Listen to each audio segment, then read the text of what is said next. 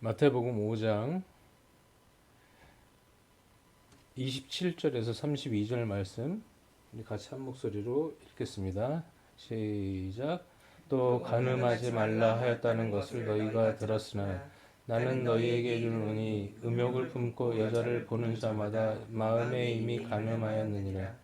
만일 내 오른눈이 너를 실족하게 하거든 떼어내버리라.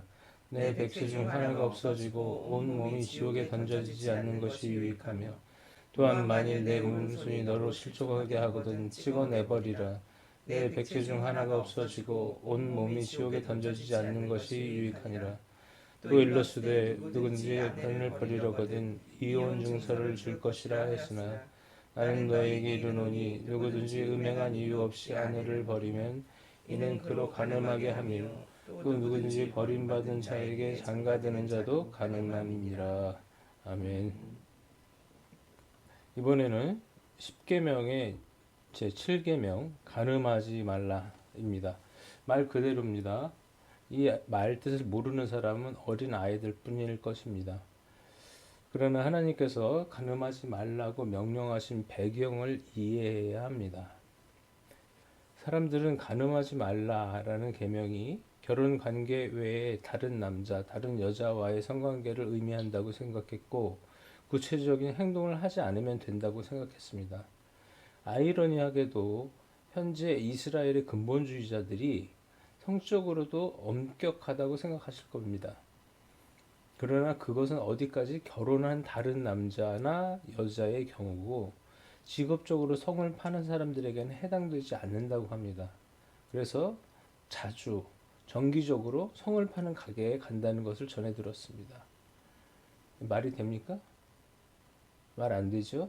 그게 유대인들이에요. 당시에도 지금 유대 근본자들의 기준과 그때 당시에 유대인들이 기준이 다르지 않았을 것입니다. 예수님은 음욕을 품고 여자를 보는 자마다 마음에 이미 간음한 것이다. 그러니 내 오른쪽 눈이 죄를 짓게 하거든 오른쪽 눈을 빼버려라. 신체 한 부분을 잃는 것이 온몸이 지옥불에 던져지는 것보다 낫다. 손도 마찬가지다. 오른손이 죄를 짓게 하면 오른손을 찍어버려라. 온몸이 지옥에 던져지는 것보다 낫다. 이렇게 말씀하고 계신데요. 중세시대에는 무지하고 맹목적인 신앙인들이 있었어요.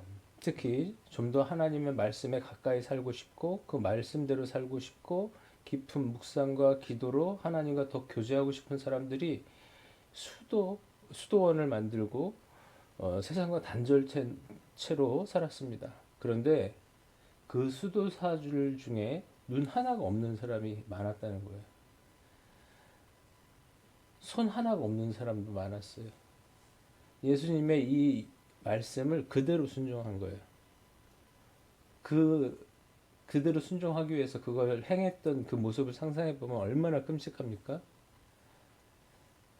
그런 큰 일을 당하지 않으면 어떤 사람들은 전용 채찍이 있어요. 이렇게 등 이렇게 치는 가죽 채찍으로 자기의 벗은 몸을 때렸습니다. 죄에 대한 형벌을 자기가 자신에게 가하는 것이죠. 뭐 일상적인 일이었습니다. 수도원에서는. 자, 그러면 제가 질문 하나 할게요. 음욕이 가득한 눈으로 누군가를 바라보았습니다. 그때 오른쪽 눈만 돌아가서 상대를 봤겠습니까? 내 왼쪽 눈은 가만히 앞을 보고 있는데 오른쪽만 눈이 돌아가서 음욕한 사람을 봤을까요? 불가능한 얘기죠. 두 눈으로 다 봤을 겁니다. 한쪽 손으로 죄를 지었다. 좋습니다. 그것도 어떻게 할 수도 있다고 생각해요. 근데 손에는 눈이 없지요. 다리도 없습니다. 내가 무슨 누군가의 물건을 가지러 가려면 걸어가야 돼요.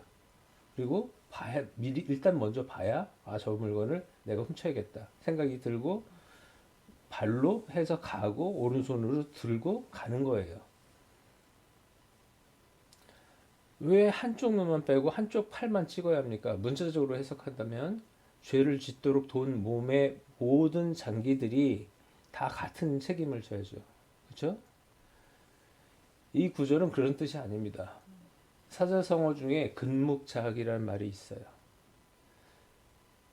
묵을 가까이 하거나 놀거나 일하다 보면, 글씨를 쓰다 보면, 그림을 그리다 보면 언젠가 그 검은 묵이 옷이나 내 몸에 묻는 것을 피할 수 없다는 얘기예요. 마찬가지입니다. 우리는 유혹을 이길 힘이 없어요. 그러니까 애초에 죄를 지을 수밖에 없는 공간과 시간을 피해야 합니다.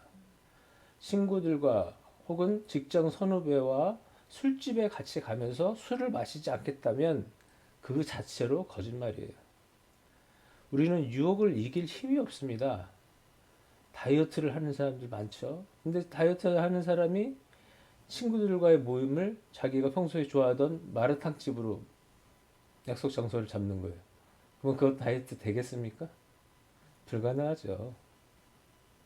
그거 자체가 다이어트를 포기하는 것과 같은 거죠. 예수님의 눈과 손의 예는 문자 그대로 시행하라는 것이 아닙니다. 그렇게 문자적으로 받아들이고 적용하고 정죄하지 말라고 처음 시작한 말씀이에요. 간음하지 말라는 말을 들었지만 원래 뜻은 이거다. 이렇게 지금 예수님 얘기하고 있잖아요. 근데 또 하나의 율법이 돼서 너 눈으로 죄지면 눈 빼버려라. 그게 또 하나의 율법이 됐단 말이죠. 죄는 어디서 옵니까? 눈으로부터 와요. 선악과는 보암직도 하고 어금직도 하다고 표현하고 있습니다. 아브람과 조카 롯이 가나안 땅으로 들어옵니다. 근데 롯에게 먼저 선택권을 줘요. 어디에서 네가 정착하고 싶냐? 그랬더니 롯이 눈을 들어서 보니까 소돔과 고모라 땅이 너무 좋아 보이는 거예요. 그 땅으로 간 거예요. 그래서 불의 심판을 받을 수밖에 없었던 거죠. 바라보고 있으면 유혹에 빠져 손을 뻗고 있는 자신을 발견하게 될 것입니다. 바라보면 친구와 옆 사람과 계속 보죠. 비교하죠. 저 사람 가방이 디올이면 디올백이면 내 가방은 코치는 돼야 되고 뭐 이런 비교를 자꾸 합니다. 어떤 사람이 뭘 가졌으면 나도 그걸 갖고 싶고. 그럼 우리 눈을 도대체 어떻게 하라는 겁니까? 시편 121편 1절에서 3절 말씀입니다. 내가 산을 향하여 눈을 들리라. 나의 도움이 어디서 올까? 나의 도움은 천지를 지으신 여호와에게서로다. 여호와께서 너로 실족하지 아니하게 하시며 너를 지키시는 이가 졸지 아니하시리로다. 눈을 어디로 하라고요? 하나님이 계신 산을 바라보라는 거예요. 옆을 보면 유혹이 될 수밖에 없고 죄 지을 수밖에 없어요. 하나님을 바라보라는 거죠. 꼭 여기서 율법적으로 어디 산 없어? 산 어디나 이렇게 찾으라는 얘기가 아니라 하나님이 계신 것, 하나님의 임재와 그 능력 아래서 살 수 있는 그런 마음과 생각과 장소를 찾아가라는 뜻입니다. 마지막으로 눈에는 눈, 이에는 이라는 말씀이 있어요. 들어본 적 있죠? 레위기 24장, 신명기 19장에도 나오는 말씀이에요. 우리는 와 하나님이 무서운 분이구나. 누군가에게 상해를 당하면 반드시 원수를 갚으라는 명령이시구나. 그렇게 생각할지도 모릅니다. 근데 이 말씀은 당시에 한 사람이 눈을 다치면 때로 달려가서 가해자의 눈뿐만 아니라 갈비뼈를 부러뜨리고 무릎을 꺾어버리는 죄를 범하는 것이 일상이었기 때문이에요. 인간의 악한 본성이 당한 것에 더해서 피해를 입혀야 마음이 풀리는 그런 악한 마음이 있어요. 또 당한 사람은 어때요? 자신의 친척과 친구들을 다 모아서 복수를 하러 갑니다. 복수가 복수를 부르고 싸움은 영원히 계속됩니다. 그래서 눈을 다친 사람은 가해자의 눈만 다치게 함으로써 피해를 보상받으라는 것이에요. 때려서 이가 부러진 사람은 상대의 이만 부러뜨려야 되지 머리뼈를 부수면 안 된다는 뜻이에요. 당시의 이혼은 철저하게 여성들에게 불리했어요. 인류의 오랜 시간 동안 수렵, 농경, 전쟁 등 남성의 역할이 더 컸습니다. 그래서 여성의 권리가 존중받지 못했어요. 그래서 하나님은 불쌍히 여기셔서 아무렇게나 아내를 버려서는 안 되고 반드시 이혼 증서를 써주라고 합니다. 이것은 무슨 얘기냐면 그 당시는 아무렇게나 아내를 버렸기 때문이에요. 그렇게 버리면 안 되고 이혼 증서를 써주라고 합니다. 그것은 이혼 증서를 써준 사람이 누굴까요? 지도층이겠죠. 종교 지도층. 그 사람에게 그 이유를 합당한 이유를 설명해야 돼요. 이유에 합당한 설명이 안 되면 이유 없이 이 아내를 버리는 것이 되므로 버리지 못하게 하는 것이죠. 그러니까 이건 이혼을 합리화하고 법제화하자는 것이 아니라 이혼을 하지 말라고 하나님께서 하신 거예요. 또 이혼 증서에 적당한 이유로 이혼했음을 증명하는 것으로 여자의 재혼에도 문제가 되지 않도록 하기 위함입니다. 남자들은 가끔 아랍권에 사는 남자들을 부러워하기도 해요. 아내를 4명이나 둘 수 있기 때문에 야 부럽다 이렇게 생각할지도 모르겠어요. 근데 조건이 있어요. 이슬람으로 개종해야 돼. 일단 4명을 얻으려면. 그리고 4명에게 똑같이 돼야 됩니다. 이 사람에게 하룻밤 잤으면 저 사람 집이 다 다르대요. 이 사람에게 하룻밤 잤으면 저 사람에게 하룻밤 자고 똑같이 다 해야 되고 생활비도 똑같아야 되고 선물도 똑같아야 되고 똑같이 돼야지 않으면 큰일 난다는 거예요. 그런데 왜 4명일까요? 코란에 그렇게 쓰여 있답니다. 부자나 권세가들이 하도 많은 아내를 두니까 사회 질서가 무너지고 방탕한 삶을 살까 해서 4명으로 한정했다는 거예요.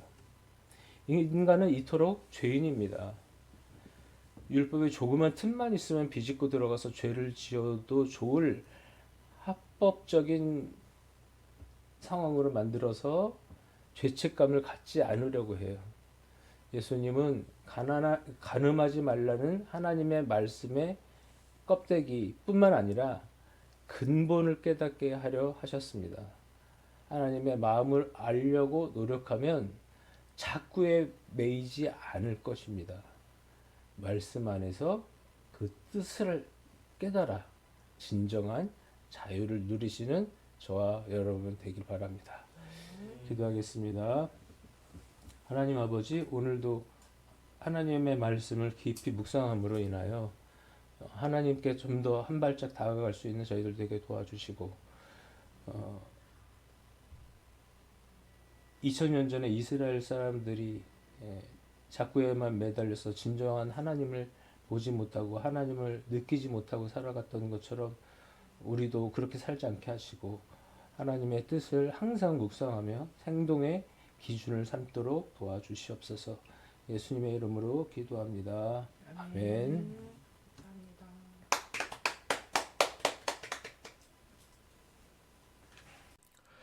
안녕하십니까. 김성문 목사입니다.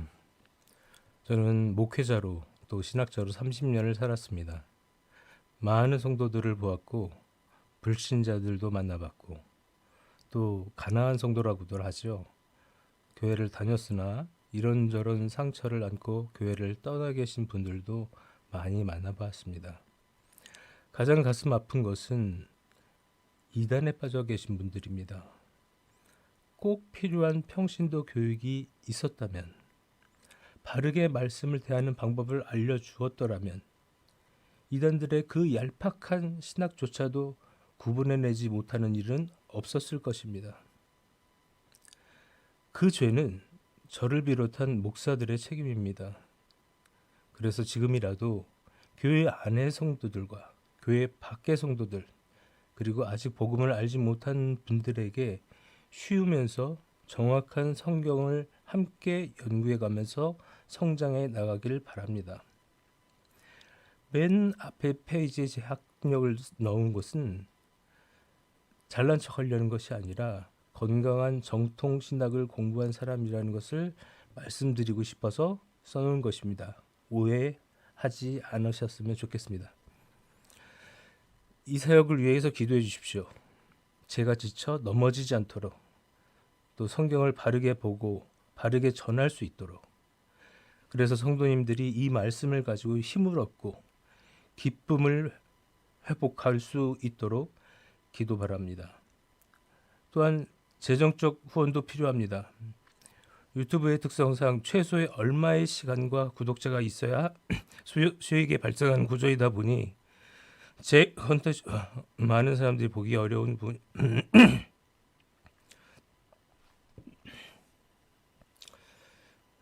또한 재정적인 후원도 필요합니다. 유튜브의 특성상 최소 얼마의 시간과 구독자가 있어야 수익이 발생하는 구조다 보니 제 컨텐츠가 많은 사람들이 보기에 어려운 분야이고 유명한 목사나 연예인도 아니기 때문에 쉽게 그 수를 충족하기 어려울 것 같습니다. 저희 교회는 메타교회이나 대한예수교 장로회 합동측에 소속되어 있고 비영리단체로 등록되어 있어서 헌금 영수증이 필요하신 분들은 연말정산 기부금 세 공제에 사용할 수 있도록 준비하겠습니다. 교회 건축은 하지 않기 때문에 건축헌금 필요 없습니다.